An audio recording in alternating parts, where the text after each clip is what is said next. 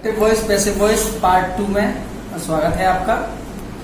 Active voice से passive voice बनाने के लिए पार्ट 1 में हम जिन चीजों को पढ़ चुके हैं उनको एक बार जल्दी से समराइज रूप में देख लेते हैं कि एक्टिव से पैसिव बनाने की पहली चीज मैंने बताया था कि हेल्पिंग वर्ब एक्टिव की जो होगी वो पैसिव वॉइस में वैसी की वैसी हम लोग रख लेंगे।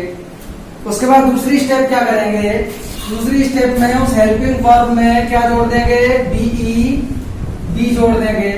और तीसरी कॉमन चीज क्या रहेगी, वर्ब का थर्ड फॉर्म रहेगा। अब यहाँ का एक्टिव वॉइस का जो सब्जेक्ट था वो पैसिव वॉइस में जाके क्या हो जाएगा, ऑब्जेक्ट हो जाएगा। सेंटेंस के लास्ट में जुड़ेगा किस शब्द से, हिंदी में जुड़ेगा के द्वारा, और इंग्लिश में कहते हैं इसको बाय। बी बाय मीन्स के द्वारा। बाय क्या होता है, प्रीपोजिशन होता है। अब बाय के द्वारा, प्रीपोजिशन के द्वारा, प्रीपोजिशन के बाद कोई प्रोनाउन अपने ऑब्जेक्टिव केस में आता है, इस चीज को ध्यान रखेंगे।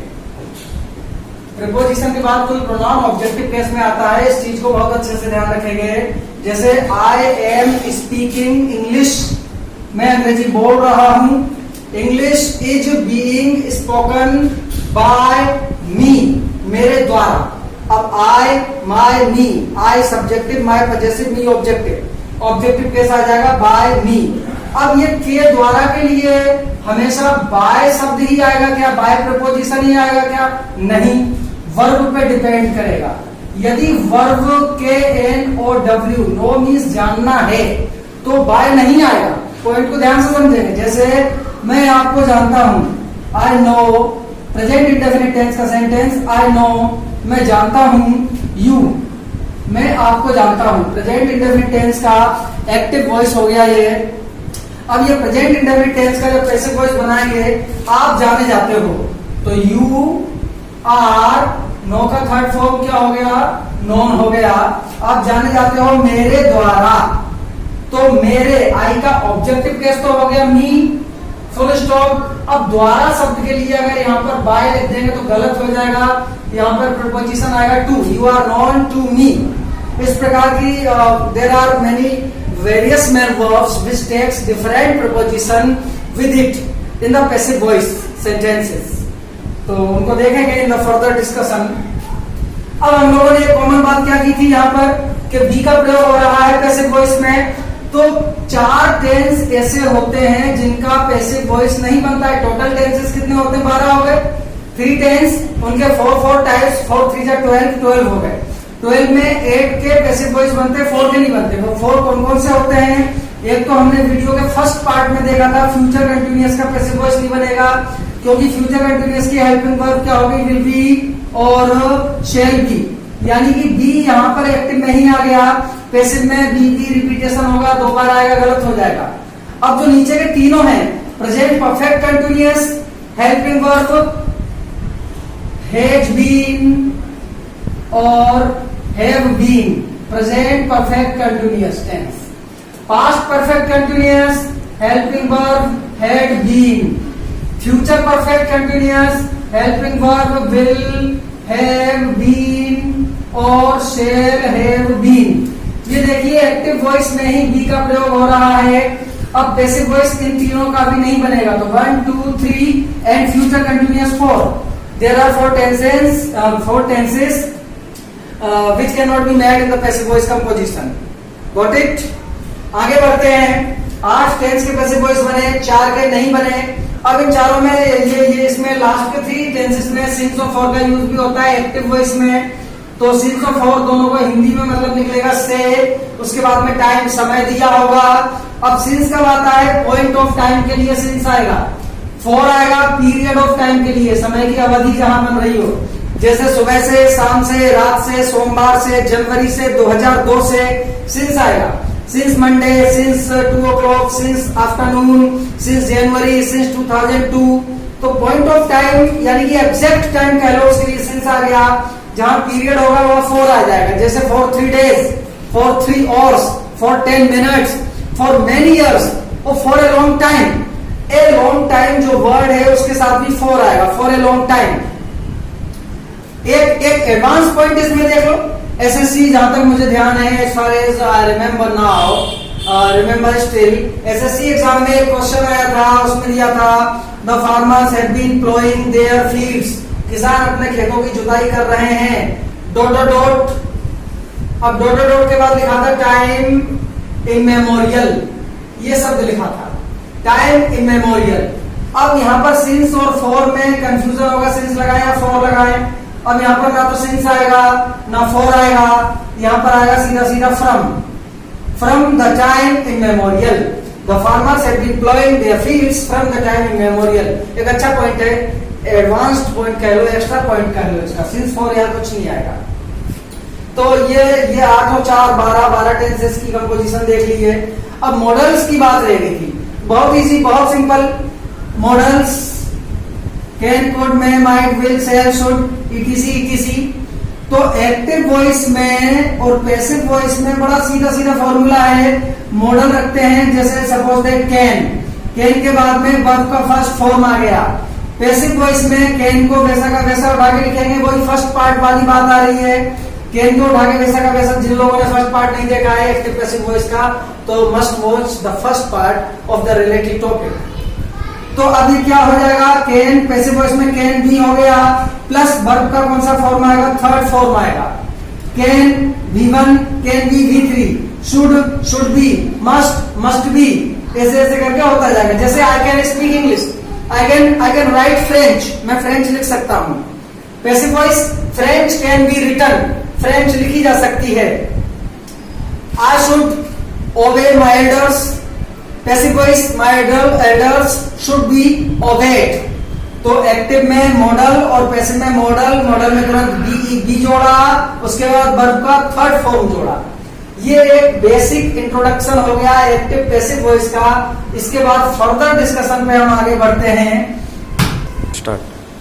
तो आगे डिस्कशन में देखते हैं। एक बेसिक इंफॉर्मेशन हम लोग ले चुके हैं, we have taken, now we go ahead, आगे बढ़ते हैं फॉर द फर्दर डिस्कशन। अब बात करते हैं इंपरेटिव सेंटेंसेस, आज्ञा सूचक वाक्य। आज्ञा सूचक वाक्यों के पैसिव वॉइस में हम कैसा बिहेव करेंगे। तो इंपरेटिव सेंटेंसेस क्या होते हैं, 10 सेकंड में देख लेते हैं जल्दी से। सेकंड पर्सन यू को आज्ञा दी जाती है, यू सेंटेंसेस में नहीं होता है, मेन वर्ब से स्टार्ट होते हैं आज्ञा सूचक वाक्य। और जैसे मैंने कहा कि ओपन द विंडो, खिड़की खोल दो, ओपन द विंडो, खिड़की खोल दो, फुल स्टॉप, आज्ञा सूचक वाक्य हो गया। सेकंड पर्सन को, लिसनर को, यू को आज्ञा दी जा रही है, यू इनविजिबल है। अब ओपन द विंडो का पैसिव वॉइस हो जाएगा। ये इंपेरेटिव सेंटेंसेस के पैसिव नंबर 1 लेट से बनाए जा सकते हैं, जैसे लेट, इसके बाद ऑब्जेक्ट रखा the window, let the window. अब वही बी वाला फॉर्मूला, पैसिव वॉइस में बी तो हमारा एक कॉमन नाउन ग्रुप में यूज कर लो, कॉमन खिलाड़ी हो गया बी।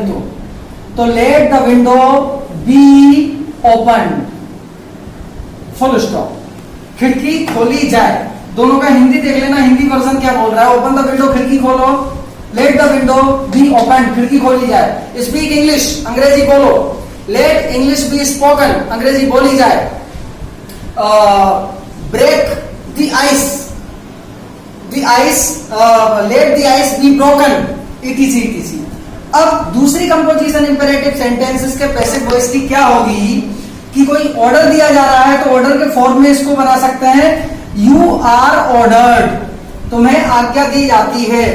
इंपेरेटिव सेंटेंस हो गया ओपन द विंडो, इसका passive voice you are ordered to open the window, तुम्हें खिड़की खोलने की आज्ञा दी जाती है।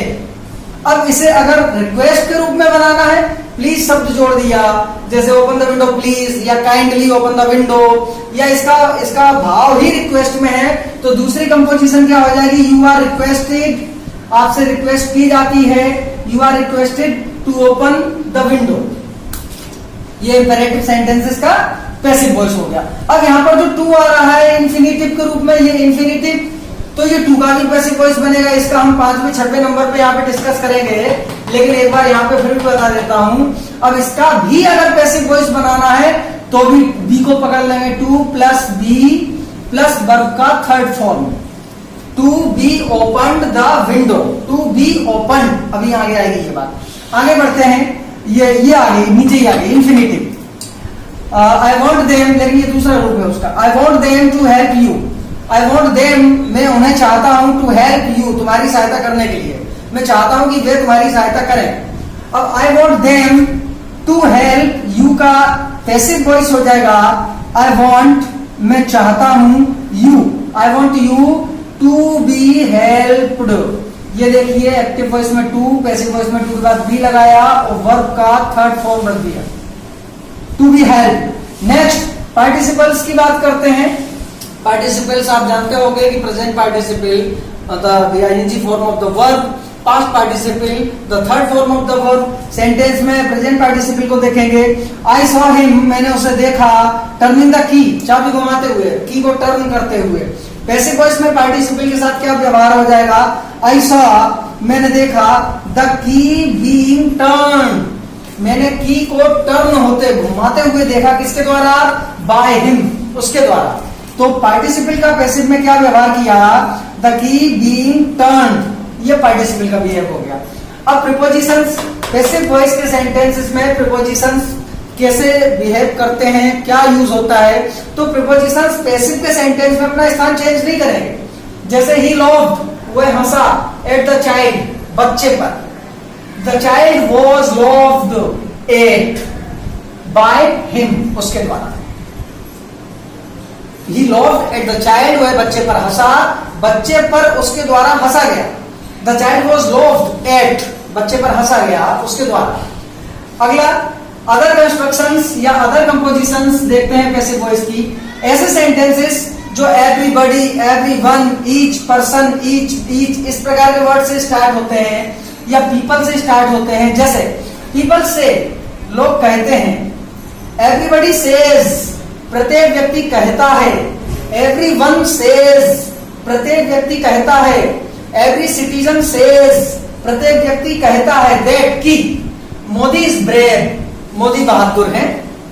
Passive voice, Modi is said, Modi को कहा जाता है टू बी ब्रेव, बहादुर होना, मोदी को बहादुर होना कहा जाता है। टू आया, इंफिनिटिव, बी को जोड़ दिया पैसिव वॉइस में, तो मोदी से टू बी ब्रेव। अब यहां पर बाय शब्द के द्वारा पीपल को जोड़ना, एवरीवन को जोड़ना, एवरीबॉडी को जोड़ना उचित नहीं होगा, रॉन्ग इंप्रेशन हो जाएगा।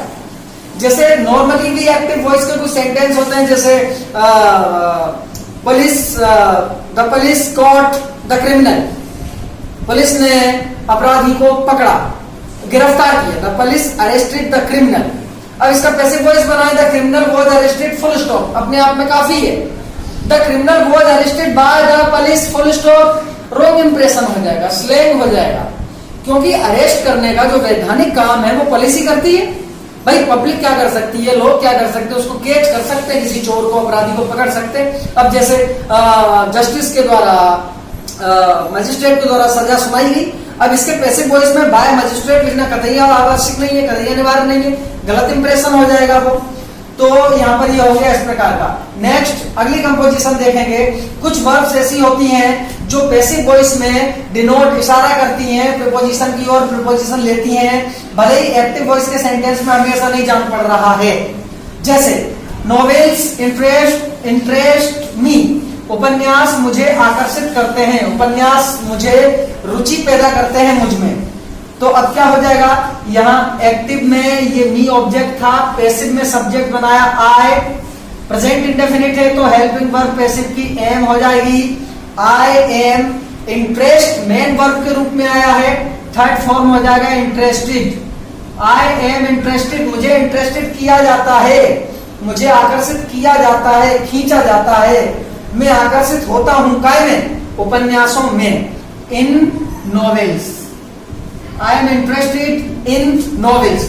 अब यहाँ पे इन प्रीपोजिशन पैसिव वॉइस की कंपोजिशन में रखना पड़ा according to the sense, according to the demand of the verb, because in this sentence the verb interest denotes towards some preposition, तो this is the condition here applied.